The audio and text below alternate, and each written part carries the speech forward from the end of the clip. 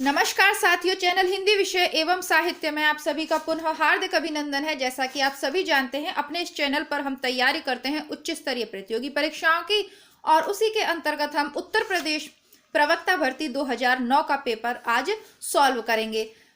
जो विद्यार्थी पुराने हैं, चैनल से जुड़े हुए हैं, नियमित हैं, वह जानते हैं कि जो पुराने पेपर हमने सॉल्व करे हैं उन्हीं में से लगातार प्रश्न रिपीट हो रहे हैं। जो नए विद्यार्थी हैं, जिन्होंने अभी तक पुराने पेपर नहीं देखे हैं, तो चैनल पे प्लेलिस्ट बनी हुई है जहां आपको पुराने पेपर क्रमबद्ध रूप से मिल जाएंगे। यदि सभी पुराने पेपर आप सॉल्व कर लेते हैं, आप याद कर लेते हैं, तो मुझे लगता है कि 50% जंग आपने जीत ली। आपको स्पेशली किसी अन्य बुक को पढ़ने से मेरा तात्पर्य देखिए यह है कि आप कितनी भी बुक्स पढ़ लीजिए, यदि आपने प्रैक्टिस सेट लगाने की प्रैक्टिस नहीं है तो कम समय में आप वहां ये पेपर सॉल्व ही नहीं कर पाएंगे। बहुत सारे लोगों का आपने देखा होगा पेपर छूट जाता है, ओएमआर शीट नहीं भर पाते कभी कोई, पर उसका कारण है कि प्रैक्टिस नहीं होती। प्रैक्टिस सेट के रूप में आप इसे सॉल्व कीजिए, और जो अन्य परीक्षा दे रहे हैं तो इसे मूल्यांकन पत्र के रूप में आप सॉल्व करिए कि कितने प्रश्नों को हल करने की क्षमता आप में है। आपका इतिहास वाला पोर्शन कमजोर है, पाश्चात्य वाले प्रश्न नहीं कर पा रहे हैं, व्याकरण वाले नहीं कर पा रहे, इनके माध्यम से एक रणनीति आप अपनी तैयार करके चलिए कि कौन से भाग में मुझे परेशानी हो रही है। जहां तक मेरे चैनल से जुड़े हुए विद्यार्थियों की मैं बात करूं तो हिंदी साहित्य का इतिहास हम बहुत अच्छे तरीके से पढ़ आए हैं, प्लेलिस्ट बनी हुई है। उसके अलावा नोट्स भी हमने कुछ देखे हैं, तो उस आधार पर मुझे लगता है कि हिंदी साहित्य के जितने भी प्रश्न इसमें पूछे जा रहे हैं वो सब आपको आ रहे होंगे। ठीक है, बाकी नए विद्यार्थी हैं, चैनल पे उपलब्ध प्लेलिस्ट चेक करते रहिएगा। और शुरू करते हैं आज की कक्षा को। बहुत सारी बातें आपसे होंगी, लेकिन वो पेपर के बीच बीच में होती रहेंगी। सबसे पहले आज का पहला ही प्रश्न देखते हैं। चक्रपाणी दर्शनार्थ पद में मान्य समास है। सी उत्तर है अव्ययीभाव समास। यदि केवल चक्रपाणी लिखा होता तो हम बहुब्रीहि करते, पर चक्रपाणी दर्शनार्थ लिखने से यह क्रिया विशेषण में अव्ययीभाव समास यहाँ हो जाएगा, जो इसका पूरा अर्थ निकल के आ रहा है उसके आधार पर। दूसरा प्रश्न देखते हैं। भ्रमर गीत प्रसंग का मूल स्रोत क्या है? श्रीमद् भागवत का 10वां स्कंद। तो ये सभी जितनी भी रचनाएं पेपर में पूछी जा रही हैं, सबकी सब रचनाएं आपको शुक्ल की इतिहास ग्रंथ, यदि आपने चैनल से पढ़ा है तो आप जानते हैं कि कोई भी प्रश्न आपका इतिहास संबंधी गलत नहीं होगा। शुक्ल के बाहर कुछ भी नहीं पूछा जाता है। ठीक है, आगे देखते हैं। जिस प्रकार नेट के लिए शुक्ल अनिवार्य है, उसी प्रकार उत्तर प्रदेश भर्ती परीक्षाओं में भी शुक्ल से संबंधित कुछ ऐसे प्रश्न पूछे जाते हैं। शुक्ल से संबंधित नहीं, हिंदी साहित्य से संबंधित कुछ ऐसे प्रश्न पूछे जाते हैं जिनका उत्तर आपको केवल और केवल शुक्ल की पुस्तक से ही मिलेगा। कल का जो पेपर मैंने आपको करवाया था, इससे पूर्व वाला 2006 वाला, उसमें मैंने आपको ये स्पष्ट किया था और शुक्ल की पुस्तक में लेके बैठी थी और आपको स्पष्ट किया था कि ये प्रश्न शुक्ल की पुस्तक से पूछा गया है। ठीक है, तीसरा देखते हैं। रामचरितमानस में ज्ञान दीपक प्रसंग किस कांड में वर्णित है? तो यह ज्ञान और भक्ति का जहां आता है लास्ट में, उत्तर कांड में यह आपको मिल जाएगा, भक्ति वाले प्रसंग के अंतर्गत। तो ये सारी चीजें आपको शुक्ल की पुस्तक से मिल जाएंगी। जिन विद्यार्थियों ने अभी तक नहीं पढ़ी है शुक्ल की पुस्तक, मैं ये नहीं कह रही हूँ कि खरीद लीजिए, अगर आपके पास है तो अपने पढ़ लीजिएगा, नहीं है तो चैनल पे प्लेलिस्ट बनी हुई है, उसे जरूर पढ़िए। किसी भी स्थिति में रामचंद्र शुक्ल का इतिहास ग्रंथ पढ़ने कि आप न जाओ, ऐसी गलती नहीं करिएगा अगर फाइनल सिलेक्शन चाहिए तो, क्योंकि कंपटीशन बहुत ज्यादा टफ है। चाहे आप जीआईसी प्रवक्ता की तैयारी कर रहे हैं, चाहे पीजीटी टीजीटी की कर रहे हैं, एनवीएस केवीएस DSSS भी किसी की भी तैयारी कर रहे हो, अथवा किसी भी राज्य से आप शिक्षक भर्ती परीक्षा की तैयारी कर रहे हैं, कंपटीशन उतना ही हार्ड है, उतना ही कठिन है। कोई फर्क नहीं पड़ता कि 33 जगह हैं या 50 जगह हैं, लाखों लोगों में से हजारों में हम आ गए हैं। यदि हम तैयारी कर रहे हैं तो हजारों में हम आ गए, लेकिन हजारों में से कुछ गिनती के चुनिंदा लोगों में फाइनल सिलेक्शन लेने के लिए कमर कस लीजिए। बहुत ज्यादा समय नहीं है, अप्रैल में मुझे लगता है बहुत सारी परीक्षाएं एक साथ होंगी, तो सब मतलब आप लोगों को अपना स्थान सुनिश्चित करना है, तो बस कमर कस लीजिए और तैयार हो जाइए। मेरे साथ प्रतिदिन पुराने पेपर सॉल्व करिए। हिंदी का प्रथम व्याकरण लिखने वाले विद्वान हैं जॉशुआ केटलर, और इन्होंने डच भाषा में लिखा था। न हिंदी का इतिहास पहली बार हिंदी विद्वान ने नहीं लिखा था, गार्सा द तासी ने लिखा था फ्रेंच भाषा में। उसी प्रकार हिंदी का व्याकरण भी किसी हिंदी विद्वान ने ना लिखकर डच भाषा में जॉशुआ केटलर जी ने लिख दिया था। दोनों चीजें आप याद कर लीजिए, थोड़े बहुत अंतराल के साथ पूछी जाएंगी। किस विद्वान ने देवनागरी लिपि के स्थान पर रोमन लिपि स्वीकार करने का सुझाव दिया था? तो इतना क्या बोलूं मैं, थे ना, अब थोड़ा सा क्या है कि हिंदी के प्रति इतना प्रेम है ना कि ये सुनने में भी अच्छा नहीं लगता कि सुनीति कुमार चटर्जी ने ये कहा कि देवनागरी में मत लिखो अक्षर, किस में लिखो, रोमन में लिखो। हालांकि ये वर्तमान में हो रहा है, वर्तमान में हम लोग जो फोनों पे मैसेज करते हैं वो यही तो करते हैं, रोमन में लिख रहे हैं, बट ठीक नहीं कहा जा सकता। पर प्रश्न आ जाएगा तो उत्तर सुनीति। अब इनका नाम तो सुनीति है, लेकिन हिंदी के हिसाब से देखा जाए तो ये कुनीति ही है, सुनीति नहीं हो सकती। इतने बड़े विद्वान का अपमान करने का मेरा कोई भाव नहीं है, पर हिंदी के प्रति जो प्रेम है मुझे स्वीकार करने की अनुमति नहीं दे सकता कि मैं अपनी भाषा को देवनागरी में ना लिख के किसी अन्य भाषा में लिखूं। So please sorry. आगे बढ़ते हैं। भारतीय भाषा परिषद कलकत्ता द्वारा प्रकाशित पत्रिका है वागर्थ। दोबारा इसको ध्यान से देखिएगा क्योंकि ये कम पढ़ने में आने वाला प्रश्न है, अभी तक रिपीट नहीं हुआ है। एक जो बहुत बार रिपीट होता है, आप सभी जानते होंगे, राजेंद्र यादव और उनकी पत्नी मनु भंडारी ने संयुक्त रूप से किस उपन्यास की रचना की? तो यह था 1 इंच मुस्कान। आपका बंटी मनु भंडारी का प्रसिद्ध उपन्यास है, नेट के सिलेबस में लगा हुआ है, चैनल पे पूरा उपलब्ध है, पढ़िएगा जरूर उसको। ठीक है, आगे बढ़ते हैं। हाँ बेटा, क्या बात हो गई? हमारा 8वें नंबर का प्रश्न है। हाँ दादाजी आ गए, जाओ आप देख लो। सूची 1 का मिलान समूह सूची द्वितीय से कीजिए और कूट का सही उत्तर दीजिए। कालिदास की रचना है ऋतु संहारम, भवभूति की है उत्तर रामचरित, रिपीट हो रही है, दंडी की है दशकुमार चरित, बाण भट्ट की है कादम्बरी और श्रीहर्ष की है नैषधीय चरितम। तो इसमें नया कुछ भी नहीं है, पिछले जितने भी 2-3 प्रश्न पत्र हैं लगातार यही रिपीट हुई हैं, कुछ भी बदला नहीं है, तो याद हो गई होंगी। आगे बढ़ते हैं। 9वें नंबर का प्रश्न देखते हैं। वामा कुलस्याध्याय में वामहा शब्द का अभिप्राय है। सामान्य वैसे वामा शब्द का प्रयोग युक्ति के ऊपर था, वामहा पूरी पंक्ति दी है, कुलस्याध्याय। तो यदि स्त्री जो है विपरीत आचरण करती है तो कुल की जो प्रसिद्धि है वो नीचे की तरफ, अधोगति, पतन की तरफ जाती है। तो यहाँ इसका सही अर्थ होगा विपरीत आचरण करने वाली स्त्रियां। आगे देखते हैं 10वें नंबर का प्रश्न। उत्तर रामचरित के 3य अंक का संबंध किससे है? सर, तो इसका सही उत्तर है पंचवटी से। उत्तर रामचरित भवभूति की रचना है, ऊपर भी पूछ ली है। और देखिए इसी में जैसा मैंने कहा कि कल के पेपर में भी बताया, पुनः रिपीट करती हूँ कि उत्तर प्रदेश में जो पेपर सेट करते हैं वो एक पेज खोल के एक रचना को लेके बैठ जाते हैं और उसी से संबंधित 2-3 प्रश्न टिका देते हैं। जैसे कि यहाँ पूछ लिया कि भवभूति की रचना कौन सी है, उत्तर रामचरितम। अब ये कह रहे हैं कि उत्तर रामचंद्र के 3य अंक का संबंध किससे है? तो पंचवटी से है। और इसका रस कौन सा प्रधान है? करुण रस। काफी उत्तर रामचरित से संबंधित व्याख्या कल के पेपर में कर दी थी, तो अब यहाँ नहीं करेंगे। आगे बढ़ते हैं। बृहस्पति का सही संधि विच्छेद है बृहधनपति। क्या बात है बेटा?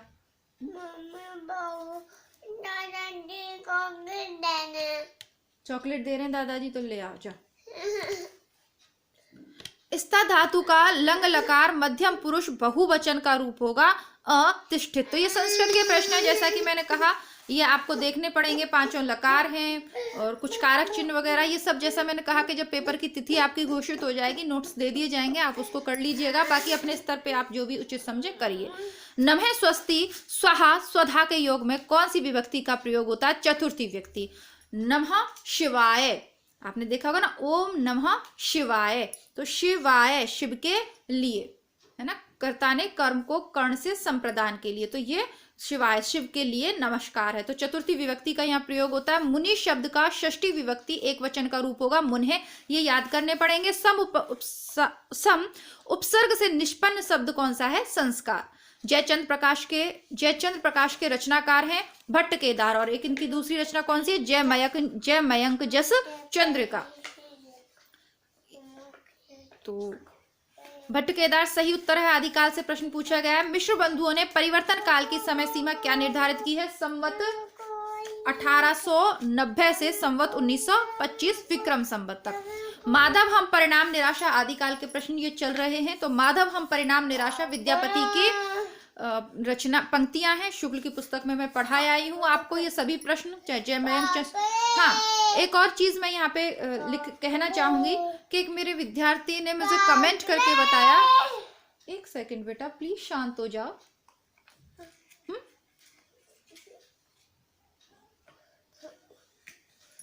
कि कहीं से उन्होंने सुन लिया है कि शुक्ल की पुस्तक में रचनाएं नहीं मिलती हैं।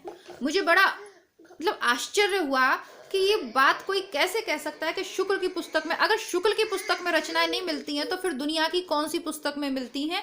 आप प्लीज उनसे नाम पूछ लीजिएगा तो मैं भी देख लूँ उस बुक को, ठीक है? क्योंकि मुझे तो ऐसी कोई बुक मिली नहीं है आज तक कि जो शुक्ल में नहीं हो वो किसी और बुक में हो, और जहां तक शुक्ल ने लिखा है, ठीक है?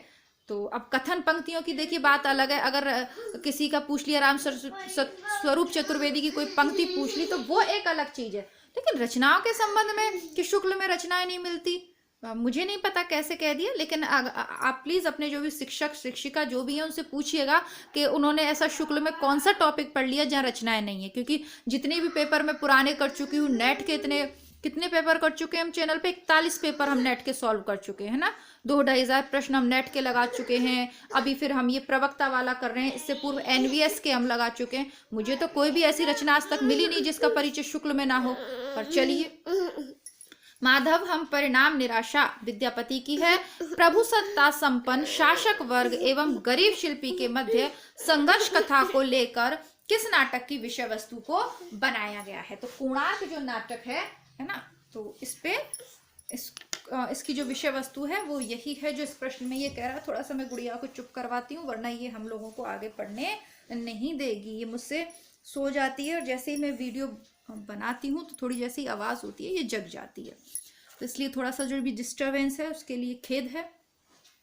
और बाकी आगे बढ़ते हैं। स्वयंभू को हिंदी का प्रथम कवि किसने माना? राम कुमार वर्मा जी ने स्वयंभू को हिंदी का प्रथम कवि माना है। मरम वचन जब सीता बोला पंक्ति का प्रयोग हुआ है। कर्मवाच्य कर्तृवाच्य तो कौन से वाच्य का प्रयोग है? वैसे तो देखिए ये एक काव्य दोष के अंतर्गत ये वाक्य का पूछा जाता है, लेकिन चलिए अब यहाँ मरम वचन जो बोला है, बोला तो कर्म के अर्थ में यहाँ पर इस तरीके का लिख दिया है कि सीता को मतलब स्त्रीलिंग में ना होकर जो बोला शब्द का प्रयोग है तो वो फिर आप इसको कर्मवाच्य के अंतर्गत यह आएगा। इससे ये सारी चीजें देखिए व्याकरण के अंतर्गत हम विस्तार से पढ़ेंगे। आगे बढ़ते हैं। राजा का विलोप नहीं होगा तो राजा का रानी, राजा रंक, राजा प्रजा। सेना नहीं होगा, राजा एक वचन है, सेना बहुवचन है, और वैसे भी राजा का सेना से कोई नहीं है हिसाब किताब। प्लवक शब्द का अर्थ है बंदर और प्लववेंद्र कहते हैं हनुमान जी को। शब्द युग में कौन सा असंगत है? अफसोस फारसी शब्द है, कैंची तुर्की शब्द है, गमला पुर्तगाली शब्द है, कारतूस अंग्रेजी शब्द नहीं है। कारतूस भी जहां तक मुझे याद है पुर्तगाली है, ठीक है। और ये देखिए ये सारे जो प्रश्न हम कर रहे हैं वो नेट के लिए भी उतने ही उपयोगी हैं जितने पीजीटी के लिए और असिस्टेंट प्रोफेसर के लिए भी। तो ऐसा नहीं है, जो विद्यार्थी असिस्टेंट प्रोफेसर और पीजीटी की तैयारी कर रहे हैं वो नेट के पुराने प्रश्न पत्र जरूर देखें, और नेट के विद्यार्थी पीजीटी और असिस्टेंट के जरूर देखें। प्रैक्टिस सेट के रूप में, मूल्यांकन पत्र के रूप में तैयारी करते रहिए। योगरूढ़ शब्द है दशानन। दशानन योगरूढ़ शब्द है क्योंकि दशानन वैसे तो किसी को रावण के अर्थ में इसका प्रयोग होता है। 26वें नंबर का प्रश्न देखते हैं। सम सुबरन सुखमा कर सुखद न थोर, सिय अंग सखी कोमल कनक कठोर। इस छंद में प्रयुक्त अलंकार है व्यतिरेक।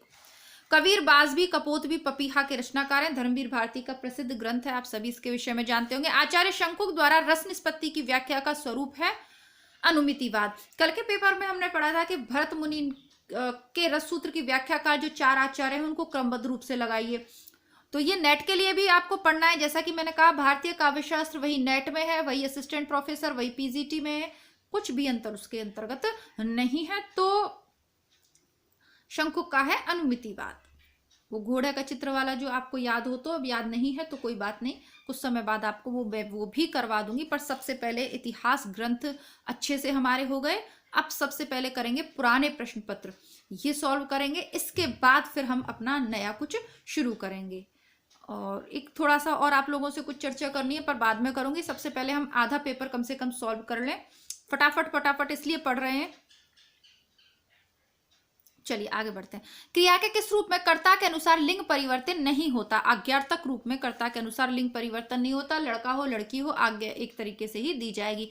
भाषा बोली न जानहि जाके कुल के दास। किस यह कथन किस कवि का है? केशवदास जी का है। भाई शुक्ल की पुस्तक में आपको स्पष्ट रूप से मैंने पढ़ाया था ये चीज। तो कौन सी कृति भारतेंदु हरिश्चंद्र की नहीं है? तो भारत हरण नहीं है, यह भी शुक्ल की पुस्तक में। मैं बार बार आपको ये चीज इसलिए कह रही हूँ क्योंकि भाई आप मुझे नहीं पता। देखिए मैं आपसे फिर कह रही हूँ, देखिए मेरे पास इतना टाइम है नहीं। आप जानते हो मुझे थंबनेल तक लगाने का टाइम नहीं है, एडिटिंग तो मुझे आती भी नहीं है, थंबनेल लगाने का टाइम नहीं है। कभी कभी तो छोटा सा टाइटल लिख के ही मैं वीडियो डाल देती हूँ कि आप लोगों का जो उद्देश्य है, जितने भी, कोई बात नहीं हमारे पास करोड़ों लोग ना सही, लेकिन जितने भी 2-4 विद्यार्थी जो चैनल से नियमित रूप से जुड़े हुए हैं उनको कुछ विषय सामग्री मिलती रहे। टाइटल टैग लगाने तक का टाइम मुझे नहीं मिलता, तो प्लीज़ मैं नहीं देख पाती हूँ, पर मैं ये सोच के ही आश्चर्य हो रही हूँ कि कौन से आपने कहाँ सुन लिया, किसने कह दिया कि शुक्ल में रचनाएं नहीं है। पर खैर जो भी है, मैंने तो ये सब पढ़ाई है, और जो विद्यार्थी नियमित हैं वो प्लीज़ कमेंट बॉक्स में ज़रूर लिखिएगा कि शुक्ल में ये सारी रचनाएं हैं या नहीं, या हमने पढ़ा है या नहीं पढ़ा, ताकि अन्य लोगों को भी यार कन्फ्यूज़न दूर हो। पता नहीं कैसे कैसे कहाँ कहाँ से आप लोग सुनते हो और परेशान होते हो, कोई मतलब ही नहीं है भाई। शुक्ल की पुस्तक सामने है, ले जाके दिखा दो भाई अपने टीचर को कि बात खत्म करो। चलिए, इस करुणा कलित हृदय में अब विकल रागनी बसती है, क्यों क्यों क्यों हाहाकार स्वरों में वेदना असीम गरजती है। किसकी है? प्रसाद की कामायनी, है ना। प्रसाद की रचनाएं, जयशंकर प्रसाद की रचनाएं, बिल्कुल भी इसमें कंफ्यूज नहीं होना है। आगे बढ़ते हैं। कौन सी कृति जयशंकर प्रसाद की नहीं है? कानन कुसुम, दीपशिखा, झरना, कामायनी सभी हैं। दीपशिखा इसके अंतर्गत नहीं आएगी। दीपशिखा किसकी है? सुमित्रा नंदन पंत की है या महादेवी वर्मा की है? कमेंट बॉक्स में लिख दीजिएगा। नारी पात्र मधुलिका का संबंध किस कहानी से है? प्रमुख विशिष्ट कहानी है पुरस्कार। अभी तक हमने चैनल पे नहीं पढ़ी है, इसको भी पढ़ लेंगे, कई बार इससे प्रश्न पूछे जाते हैं। तो सही उत्तर है पुरस्कार। बाकी सभी प्रमुख कहानियां हिंदी साहित्य की और नेट परीक्षा में लगी हैं, दोनों ही आपको चैनल पे मिल जाएंगी। और प्रतिदिन आप लोगों के कमेंट्स आते हैं रचनाएं पढ़ने के लिए। तो देखिए, अब थोड़ा सा क्या बताऊं, कभी कभी मुझे ऐसा लगता है कि कुछ ऐसी चीज़ होनी चाहिए जहां एक ऐसा चैनल होना चाहिए जहां हम अपनी परीक्षाओं की तैयारी कर सकें, और एक चैनल ऐसा होना चाहिए जहां हम साहित्य पढ़ सकें, हिंदी साहित्य। कहीं जितनी भी रचनाएं आपकी लगी हुई हैं वो सारी बुक्स मैं आप लोगों के लिए परचेस करूं और वो बुक्स मैं आपको करवा दूं, क्योंकि बहुत सारे विद्यार्थी ऐसे परेशान हो रहे हैं कि वो कुछ आर्थिक परेशानियां हैं इसलिए नहीं खरीद सकते। कुछ महिलाएं बहनों के कमेंट ये आ रहे हैं कि समय अभाव के कारण वो पुस्तक लेके नहीं बैठ सकती, तो मैं उन्हें ये वाली पुस्तक पढ़ा दूं तो वो काम करते करते फ़ोन में सुन लेंगी। तो ये सारी चीज़ें मैं महसूस करती हूँ, ठीक है, लेकिन थोड़ा सा समय अभाव मेरे पास भी है। पर निश्चित तौर पे मैं आपकी जो कमेंट्स आ रहे हैं उनको सॉल्व करने का प्रयास करूंगी अपने स्तर पे। पर चलिए अभी तैयारी करते हैं। यात्रा वृत्तांत के लेखक एवं यायावर के रूप में जिनकी प्रसिद्धि है वे हैं राहुल सांस्कृत्यायन जी। श्रीमद, ये शुक्ल की पुस्तक अगर आपने पढ़ी है तो ये लाइन इनके बारे में आपने जरूर पढ़ी होगी। श्रीमद बल्लभाचार्य की जिस भक्ति को प्रतिष्ठित किया उसका दार्शनिक आधार है शुद्धाद्वैत दर्शन। शुद्धाद्वैत दर्शन। बल्लभाचार्य के शिष्य कौन नहीं है? चतुर्भुज दास जी नहीं है, क्योंकि विट्ठलाचार्य के हैं। बल्लभाचार्य ने अष्टछाप की स्थापना करी थी, उसके अंतर्गत विट्ठलनाथ ने बल्लभाचार्य के पुत्र विट्ठलनाथ ने अष्टछाप की स्थापना की थी। 4 शिष्य उसमें बल्लभाचार्य के थे, 4 शिष्य उसमें विट्ठलनाथ के थे। तो ये जो आपके चतुर्भुज दास जी हैं ये विट्ठलनाथ के शिष्य थे। आपको अष्टछाप के कवि भी याद करने पड़ेंगे और उनमें कौन से बल्लभाचार्य के हैं, कौन से विट्ठलनाथ के, यह भी याद करना पड़ेगा। बिहारी की प्रकृति क्या है, किस तरीके के हैं? तो रीति सिद्ध कवि हैं। इन्होंने कोई अलग से रीति सिद्ध क्यों कहा जाता है? एनवीएस में पूछा हुआ प्रश्न है। क्योंकि इन्होंने अलग से कोई लक्षण या उदाहरण ग्रंथ नहीं लिखा, लेकिन इनके दोहों में स्वयं रीति का प्रतिपादन हुआ है, इसलिए रीति सिद्ध है। बालकृष्ण भट्ट द्वारा संपादित पत्रिका हिंदी प्रदीप कल के पेपर में भी पढ़ा था। सरस्वती पत्रिका का प्रकाशन 1900 में आरंभ हुआ और 1903 में महावीर प्रसाद द्विवेदी जी ने इसका कार्यभार संभाला है। महाभारत की कथा पर आधारित नाटक है अंधा युग, ठीक है। और आधे अधूरे, अच्छा, कौन सा नाटक मोहन राकेश कृत नहीं है? तो रक्त कमल मोहन राकेश का नहीं है। लहरों के राजहंस, आधे अधूरे, आषाढ़ का एक दिन, तीनों उनके हैं। आधे अधूरे चैनल पे हम पढ़ चुके हैं। आधे अधूरे और आषाढ़ का एक दिन, ये दोनों ही नेट परीक्षा के पाठ्यक्रम में हैं, तो मिल जाएंगे आपको चैनल पे, पढ़ लीजिएगा आप। अब मिलान करना है, तो अब ये सारे के सारे मैं नेट परीक्षा में करवा चुकी हूँ। तो जो पुराने विद्यार्थी जो नेट के पेपर मेरे साथ सॉल्व करे हैं वो बिना देखे इसे सॉल्व करेंगे, ठीक है। और मैं ये देखती हूँ कि मुझे याद है या नहीं है, ठीक रहेगा ना? आपके साथ साथ मैं भी तो देखूँ, क्या भूलूं क्या याद करूँ। किसकी आत्मकथा है भाई, बताइए जल्दी से। हरिवंश राय बच्चन जी ने अपनी आत्मकथा 4 भागों में लिखी है, उसका एक भाग है क्या भूलूं क्या याद करूं। रसीदी टिकट किसकी है? अमृता प्रीतम जी की है। आवारा मसीहा किसकी है? शरद चंद्र जी की है, लेकिन लिखी किसने है? विष्णु प्रभाकर जी ने लिखी। और कमल का सिपाही किसकी है? कलम का सिपाही किसकी है? अमृत राय की। ठीक है, तो हो गया क्लियर। ये सभी रचनाएं नेट में है। आवारा मसीहा अभी की बार पूछा गया है, पिछली बार भी पूछा गया था नेट में। और आगे देखते हैं, अरे ओ करुणा प्रभा मई किसकी है? अज्ञे की है। धूप के धान गिरिजा कुमार माथुर की है। खुशबू के शिलालेख भवानी प्रसाद मिश्र की है। और मुक्ति बोध की कौन सी है? चांद का मुंह टेढ़ा है। नेट के पाठ्यक्रम में 3 कविताएं लिखी हुई है इसकी। और चांद के मुंह टेढ़ा है काव्य संग्रह मेरे पास है, मैंने आपको इसका पिक्चर भी लगा के पूरा दिखाया था। तो ये मुक्ति बोध की है। ये जरूर याद रखिएगा। ये जो प्रश्न पूछे जा रहे हैं ना, ये इतनी बार रिपीट होंगे कि जैसे हम रट जाएंगे आपको बिल्कुल। दोबारा देखते हैं, अरियो करुणा प्रभामयी अज्ञे की है। धूप के धान गिरिजा कुमार माथुर की है। और खुशबू के शिलालेख किसके हैं? भवानी प्रसाद मिश्र के हैं। ठीक है, ट्रिक है इनकी छोटी छोटी सी। देखिए, धूप के धान को आप ऐसे याद कर सकते हैं कि जब गिरिजा होती है, गिरिजा जानते हैं आप लोग, वो जो पर्वत होता है ना, पर्वत, तो वहां पे जब धूप निकलती है तो धान के खेतों पे धूप पड़ती है। धान होता है तो पहाड़ के पीछे से ही देखा होगा ना, जितनी भी सीनरी बनाते थे हम लोग स्कूल टाइम में, क्या करते थे, पहाड़ और उनके पीछे सूरज सा बनाते थे। तो जब गिरिजा के पीछे से जब सूरज को दिखाते हैं ना हम, गिरिराज के पीछे से, तब धान के खेतों पे क्या आ जाती है? धूप आ जाती है। खुशबू के शिलालेख, तो भवानी जो होती है ना, दुर्गा मैया, वो कहाँ होती है ना, ऊंची शिला पे आप विराजो भजन होते हैं ना। तो जब शिला पे प्रसाद वगैरह चढ़ाया जाता है, ऊंची शिला पे जाओगे, वैष्णो देवी को याद कर लीजिए, भवानी है ना, उस तरीके से याद कर लीजिए। तो सारों में चारों तरफ खुशबू ही खुशबू हो जाती है, क्योंकि धूप दीप वगैरह वहां पे जलते रहते हैं। अरे बेटा आप चुप हो जाओ ना, मम्मी को ही बोल लेने दो। ठीक है, मानस का हंस अमृत लाय नागर, झूठा सच यशपाल, टेढ़े मेढ़े रास्ते भगवती चरण वर्मा, मरी हुई मछली राजकमल चौधरी। तो मानस का हंस अमृतलाल नागर। ठीक है, अमृत भरा हुआ है मानसरोवर के हंस कैसे होते हैं? मानस का हंस, मानसरोवर के हंस कैसे होते हैं? अमृत पिए हुए होते हैं और नगर में रहने वाले होते हैं, गांव में तो नहीं रहते। और झूठ और सच, लोग यश पाने के लिए क्या करते हैं? यश पाने के लिए क्या करते रहते हैं? झूठ सच का सहारा लेते हैं।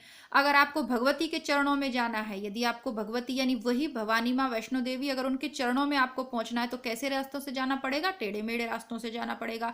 और राजकमल चौधरी, मरी हुई मछली, तो क्या होता है, राजाओं, वो जो राजकमल जहाँ खिलता है ना, तो उसको मछली काट नहीं ले, मतलब कमल की डंडी वंडी तोड़ ना दे, इसलिए मछलियों को मार देते हैं। चौधरी लोग जो होते हैं ना, अब यहाँ पे जातिवाचक नहीं है चौधरी के, आप उसको गलत तरीके से ले जाओ। राजकमल बस ऐसे ही याद कर लो भैया, आप लोगों का पता नहीं कम। चलिए, मरी हुई मछली राजकमल चौधरी की याद कर लीजिए, बाकी ट्रिक मैंने आपको बता दी। निराला की बादल राग कविता का संबंध किससे है? प्रगतिवादी चेतना से है। ठीक है, अब आप ये मत समझ लेना कि निराला छायावादी कवि है तो वो छायावाद नहीं। भाई मैंने आपको अभी शुक्ल में भी ये चीज इस तरह बताई थी कि कुकुर मुत्ता है इनकी कविता, बादल राग है, ये सब प्रगतिवाद से संबंधित, इनकी भावनाओं से संबंधित कविताएं हैं। भले ये छायावाद के प्रमुख स्तंभ हैं, बट ये कविता छायावादी नहीं है। पंत जी की ग्राम्य कृति का संबंध है प्रगतिवादी दृष्टि से। ग्राम्य, गुंजन, ये उसमें भी शुक्ल में हमने विस्तार से पढ़ा है, दोबारा यहाँ व्याख्या नहीं करूंगी। आप लोग शुक्ल का इतिहास ग्रंथ प्लेलिस्ट से पूरा पढ़ लीजिएगा। वर्ग वैषम्य, वर्ग चेतना प्रेमचंद के किस उपन्यास का मूल आधार है? प्रेमाश्रम का। परीक्षा गुरु को किस समालोचक ने हिंदी का प्रथम उपन्यास स्वीकार किया है? आचार्य शुक्ल ने। करते तुलसीदास भी कैसे नाद महावीर का यदि उन्हें मिलता नहीं प्रसाद। उक्त पंक्तियों के रचनाकार है मैथिली शरण गुप्त। साकेत के प्रसंग में उन्होंने ये पंक्तियां कही हैं, बहुत व्याख्या सहित मैं इसे बता चुकी हूँ। और शुक्ल की पुस्तक में जब आपको पढ़ाई थी तब भी ये पंक्तियां बता दी थी, और ये भी बता दिया था कि पेपर में पूछी जाएंगी। मनहो उमगे अंग अंग छवि छलके, तुलसी की इस पंक्ति में कौन सी शब्द शक्ति है? लक्षणा। नैन नचाए कहिए मुस्काए लला, फिर आइयो खेलन होरी पद्माकर, है ना, पकड़ के अबीर गालन पे दिए लगाए। और ये बहुत सुंदर सी पंक्ति थी, है ना। उनको पकड़ा कृष्ण को, और जो गालिने हैं कृष्ण को पकड़ा, अपनी अटरिया में ले गई, पकड़ के जबरदस्ती उनके गालों पे गुलाल रगड़ दिया। और फिर बाद में फिर क्या कहा, छोड़ते समय क्या कहा? नैन नचा के क्या कहती है, थोड़ा सा हंस के नैनों को नचा के क्या कहती है? लल्ला दोबारा आना खेलने के लिए होली, है नहीं, हमें अच्छा लगता है तुम्हारे साथ होली खेल के। तो पहिया इतनी बार ये रिपीट हुई है कि रट गई होंगी आपको, है ना। त्योहारों का वर्णन पद्माकर ने काफी अच्छे से किया है। बांधा था विदु को किसने इन काली जंजीरों से प्रसाद, कि इन पंक्ति का अर्थ किस शब्द शक्ति से होगा? तो ये होगा लक्षणा से। वाक्यम रसात्मकम काव्यम विश्वनाथ की है, कल के पेपर में क्या सभी पेपर में रिपीट हो गई है। उतरी नहाए जमुन जल जो शरीर समश्याम, पंक्ति में कौन सा अलंकार है? प्रतीप अलंकार है। कृतघ्न शब्द का सही अर्थ है जो किए हुए उपकार को नहीं मानता हो, कल के पेपर से एज इट इज ले लिया है। गतानुगणित शब्द का सही अर्थ है पीछे चलने वाला। आग में घी डालना, क्रोधी को और उत्तेजित करना, कीचड़ उछालना, बदनाम करना, अवंचित संवाद सिर खाना। निम्नलिखित में से कौन सा ग्रंथ कालिदास प्रणीत है? तो उत्तर रामचरित तो भभूति का हो ही गया, ये तो होएगा ही नहीं। मुद्रा राक्षस विशाख दत्त का है, कल हमने पढ़ा था। मृच्छकटिकम शूद्रक का, ये भी हमने कल पढ़ा था। तो जब कल के पेपर से हमें पता चल गया कि इन तीनों के रचनाकार कौन है, तो आज के पेपर में एक ही बच रहा है, मालविका अग्निमित्रम, वो कालिदास का हो जाएगा। जरूरी नहीं है कि हर कवि की सारी रचनाएं हमें याद हो, लेकिन मैं फिर आपसे कह रही हूँ, पुराने पेपर अगर रट डालोगे ना तो आधी जंग जीत लोगे आप बिना हथियारों के। बिना हथियारों से मतलब मेरा क्या बोलूं मैं, मतलब ये है कि बिना किसी विशेष पुस्तक को पढ़े हुए भी आप आधा पेपर सॉल्व कर दोगे। बचा आधा तो फिर हम पढ़ ही लेंगे, है ना। चित्रात्मक भाषा एवं लाक्षणिक पदावली किस युग की कविता की विशेषता है? शुक्ल पढ़ के आए ना, जल्दी से बता दीजिए। छायावाद नहीं पढ़ा है शुक्ल को तो जल्दी से पढ़ लीजिएगा। ये पुराने पेपर करने का कोई अर्थ नहीं है यदि आप इतिहास पढ़े बिना इनको कर रहे हैं, और या फिर रट लीजिए। दोनों में से एक काम करना पड़ेगा, पर समझना ज्यादा सरल है ना, रटने में तो क्या क्या रटेंगे। द्वंद्वात्मक भौतिक विकासवाद किस काव्य धारा का आधार है? प्रगतिवाद। घोरम अहमनिष्ठ व्यक्तिवाद किस काव्य धारा की प्रवृत्ति है? प्रयोगवाद की। ठीक है, बाकी आप लोग प्लीज परेशान मत होना, है ना। मैं थोड़ा सा आप लोगों को डराना मेरा नहीं है। बहुत से बच्चे कहते हैं मैम आप ऐसे कहते हो डर लग जाता है। डराना नहीं है भाई, आप लोगों की मदद करना उद्देश्य। डरोगे नहीं तो पढ़ोगे कैसे ना। बस समस्या परीक्षा की जो गंभीरता उससे अवगत करवाना चाहती हूँ और कुछ नहीं। रस के संबंध में भुक्तिवाद के कौन है प्रतिपादक आचार्य? नायक। अनुभूतिवाद के कौन हो गए? शंकुक। और भोग कौन करता है? जो नायक होता है। भुक्तिवाद भोग कौन करता है? पिक्चर में हीरो ही तो सारे सुखों का उपभोग करता है। हिंदी में यथार्थवाद एकांकी के जनक हैं उपेंद्रनाथ अश्क। मनोविश्लेषण प्रधान कथाकार कौन नहीं है? सुदर्शन नहीं है, बट मेरी माने ना तो ये प्रश्न ही यहाँ पर गलत है, क्योंकि सुदर्शन है इलाचंद्र जोशी, अज्ञे, जिनेंद्र कुमार, सुदर्शन, और ये चारों के चारों हैं। तो मुझे तो ये प्रश्न गलत लग रहा है, और लग नहीं रहा है, ये गलत ही है। ज्ञानपीठ पुरस्कार की स्थापना किस वर्ष हुई थी? 1965 में। अद्रि शब्द का अर्थ है पर्वत, है ना। हिमाद्री, हिमाद्री शब्द देखते हैं ना, हिमाद्री, हिमधन अद्री, अद्री मतलब पर्वत। अर्थ की दृष्टि से सही युग्म है जात वेद लोहा, जात रूप चांदी, परवर्त्र कोआ, ताम्रचूड़ मुर्गा को कहते हैं। तो ये चौथा वाला डी ऑप्शन सही है। माधव विलास के रचनाकार लल्लूलाल पर्याय शुक्ल में। मुक्तिबोध की आत्मकथा किसने लिखी है? नेमीचंद्र जैन जी ने लिखी है। हिंदी शब्दानुशासन के लेखक किशोरीदास वाजपेयी। दलित साहित्य की पहली आत्मकथा किसने लिखी? मोहनदास नेमिषारायण जी ने।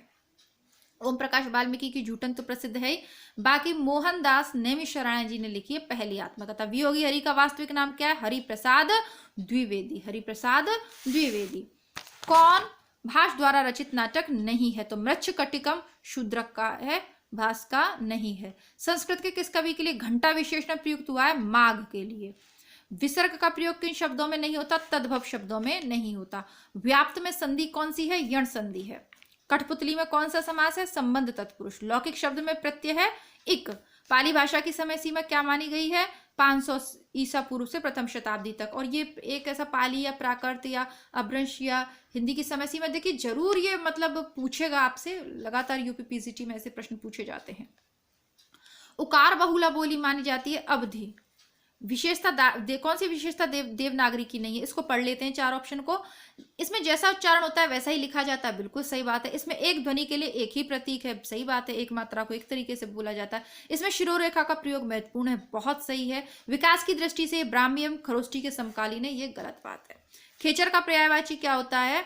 इनमें से सभी। आकाश में चलने वाला, हाँ उसको भी खेचर बोलते हैं हम। राक्षस वगैरह ये जो होते हैं ना, ये क्या बोलते हैं इनको, ये गंधर्व वगैरह, इनके पक्षी भी होता है खेचर, बिल्कुल, और ग्रह भी होता है, क्योंकि ये सभी आकाश में विचरण कर सकते हैं। देखी जाए तो ये सभी इसके ऑप्शन सही हैं। युग्मों में असंग गोवर तद्भव है, नाक रूढ़ है, कमल नयन यौगिक है, मधुमास योग रूढ़ है, तो ये गलत है। मधुमास योग रूढ़ नहीं है। शुद्ध वर्तनी वाला शब्द कौन सा है? मानवी कर्ण, सी ऑप्शन का। आधा पात बबूल का, तामे तनिक पिसान, लालाजी करने लगे छठे क्षमा से दान। कौन सा दोहा रस है? इसमें हास्य रस है। और देखिए यह पंक्ति कहाँ पढ़ी थी? याद आया? कुछ आधुनिक काल को पढ़े, ज्यादा समय नहीं है। भारतेंदु मंडल के एक बहुत ही हास्यकार कवि मैंने आपको पढ़ाए थे, प्रताप नारायण मिश्र। रचनाएं थोड़ी सी याद हैं या भूल गए हैं? भूले नहीं है तो याद होगी कौन सी रचनाएं? घूरे पे लत्ता बीने और कनातन की डौल बांधे, समझदार की मौत है भौं। याद आया कुछ? तो ये वही वाले प्रताप नारायण जी का और शुक्ल की पुस्तक से ले लिया है। और रस पूछा तो हास्य रस। आचार्य भरत ने किस रस को नाट्य प्रयोग में स्वीकार नहीं किया? शांत रस को उन्होंने नाट्य प्रयोग में स्वीकार नहीं किया। कागजी घोड़े दौड़ाना, व्यर्थ की लिखा पढ़ी करना, मैं पुण्य निज गुरु सन सुनी कथा सुसु करके, कथन किस कवि का है? तुलसीदास का है, शुक्ल की पुस्तक से लिया है। हिंदी कोविद रत्नमाला के रचनाकार हैं श्याम सुंदर दास, शुक्ल से लिया है। हिंदी साहित्य विमर्श के लेखक है पद्मलाल पन्नालाल बख्शी, शुक्ल से लिया है। लास्ट के कुछ पढ़ लीजिएगा आप, मिल जाएगा शुक्ल की अंतिम उसमें। परमाल रासों के लेखक हैं जगनीक कवि।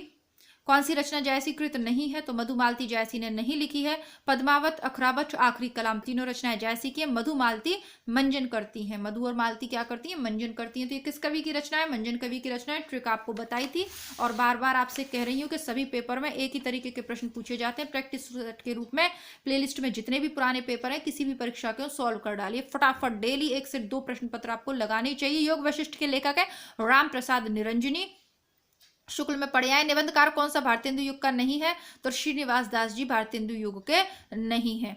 बाकी बालकृष्ण भट्ट, बाल मुकुंद गुप्त और प्रताप नारायण मिश्र, ये वही प्रताप नारायण मिश्र हैं जिनका ये वाला दोहा भी पढ़ा ना हमने, आधा पपूत आधा पात बबूल का तामे तनिक पिसान। इनका एक और दोहा है, हो सकता है अगली बार पूछ ले, वो भी सुनना देती हूँ, है ना। 6 मास है ना कुछ है, 6 मास बीते जजमान अब तो करो कछु दक्षिणा दान, ऐसा कुछ है ना, ऐसा तो कुछ ऐसा ही करके है उनका। निबंधकार भारतेंदु युग का नहीं तो श्रीनिवास दास जी नहीं है। ये वही श्रीनिवास दास जी हैं जिन्होंने परीक्षा गुरु लिखा है और उसको हिंदी का प्रथम उपन्यास शुक्ल ने माना है। वैदेही वनवास के लेखक है अयोध्या सिंह उपाध्याय, यह भी रचना शुक्ल में मिलती है। कौन सी कृति आचार्य हजारी प्रसाद द्विवेदी की नहीं है? तो हिंदी साहित्य का आलोचनात्मक इतिहास इनकी नहीं है, ये रामकुमार वर्मा की है। हिंदी साहित्य की भूमिका, उद्भव और विकास, हिंदी साहित्य का आदिकाल इनकी है। और ये पूरा मैं आपको नोट्स करवा चुकी हूँ, चैनल पे उपलब्ध है, वहां से देख लीजिएगा। आर्य समाज के संस्थापक दयानंद सरस्वती। प्रगतिवादी कवि है केदारनाथ अग्रवाल। प्रगतिवादी समीक्षक है रामविलास शर्मा। काव्य जीवन के उत्तर में अरविंद दर्शन से प्रभावित कवि हैं सुमित्रा नंदन पंत। दिनमान और प्रतीक के संपादक के रूप में जिन्हें ख्याति प्राप्त हुई है अज्ञेय। हंस का संपादन किसने किया? हंस पत्रिका को प्रेमचंद ने भी किया, उसके बाद उनके पुत्र अमृत राय ने भी किया और शिवदान सिंह चौहान ने भी कुछ समय इसमें अपना योगदान दिया। तो ये सभी हैं, ठीक है। सारे प्रश्न जल्दी से पढ़ते हैं और व्याख्या देखिए, जहां जरूरी नहीं है वहां ऑप्शंस में नहीं पढ़ रही हूँ क्योंकि इतनी बार रिपीट हो रहे हैं कि इत्य अलम क्या है? इत्य अलम रचना है अज्ञे जी की। ठंडा लोहा है धर्मवीर भारती की। गीत फरोश है भवानी प्रसाद मिश्र का। और संशय की एक रात है नरेश मेहता की। लाल टीन की छत, ये जो रचना है लाल टीन की छत किसकी है? ये मैंने आपको नेट में भी करवाया था। उषा प्रियंवदा जी की जो छत है वो कैसी है? लाल टीन की है। आपका बंटी मनु भंडारी का है। जुगलबंदी गिरिराज और किशोर करते हैं दोनों मिलके। 55 खंबे लाल देव, सॉरी ये थोड़ा सा गलत हो गया। लाल टीन की जो छत है वो निर्मल वर्मा की है। आपका बंटी मनु भंडारी का। जुगलबंदी गिरिराज किशोर करते हैं। 55 खंबे लाल दीवार है, ये उषा प्रियंवदा की। 55 खंबे लाल दीवार है तो उषा प्रियंवदा की विशिष्ट रचनाएं से हम कैसे भूल सकते हैं ना। आगे देखते हैं। अबे सुनबे गुलाब भूल मत गर पाई खुशबू रंगो आप, पंक्तियां किसकी हैं?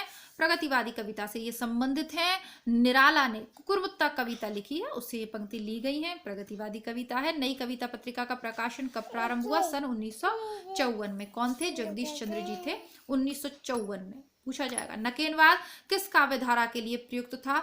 तो इसमें से कोई भी नहीं है। प्रगति, प्रयोग, छायावादी कुछ भी नहीं है। नकेनवाद से तात्पर्य है प्रपद्यवाद।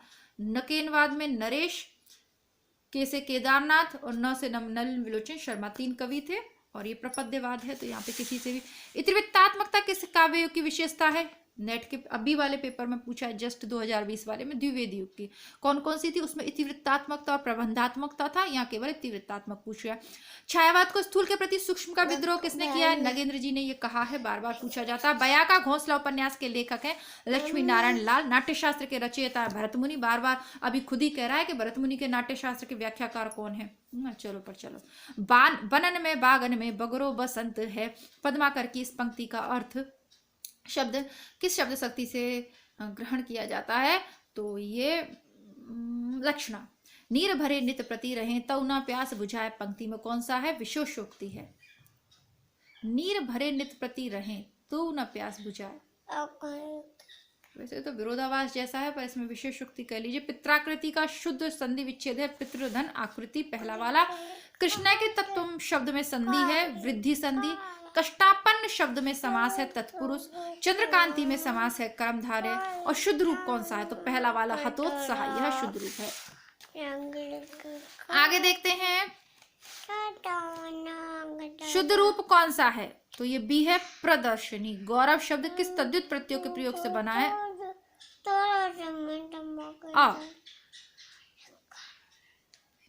नहीं क्या। कौन सा वाक्य शुद्ध है, सी नंबर का। राम ने भरपेट मिठाई खाई। कौन सा वाक्य शुद्ध है, मैं आपके सौजन्य पर मुग्ध हूँ, दूसरे नंबर का। तो इसी के साथ हमने 2009 में आयोजित पेपर के भी 125 प्रश्न सॉल्व कर लिए हैं। अब करना आपको यह है कि अगर आप लोग अपने स्तर पे नोट्स बनाना चाहें तो इस तरीके से रजिस्टर एक लीजिए और उसमें लिखिए व्याकरण। तो व्याकरण से संबंधित जितने प्रश्न पूछे गए हैं उनको आप शॉर्ट फॉर्म में लिख सकते हैं। और मतलब कुछ इस तरीके से शॉर्ट नोट्स आपके पास होने चाहिए जिन्हें परीक्षा से पूर्व आप 2 से 3 बार रिवाइज कर लें। पुराने पेपर में जितने प्रश्न आ रहे हैं उन पे ध्यान नहीं देना है। जो प्रश्न आपको इनमें नहीं आ रहे हैं उन्हें भी आप नोट डाउन करते रहिए, और उसके बाद आपके पास अच्छा से मैटर हो जाएगा परीक्षा पूर्व पढ़ने के लिए, जिसे आप अच्छे से फिर तैयार कर लेंगे और रिवाइज भी कर लेंगे। मिलती हूँ कल एक नई कक्षा के साथ, तब तक के लिए नमस्कार, धन्यवाद, जय हिंद।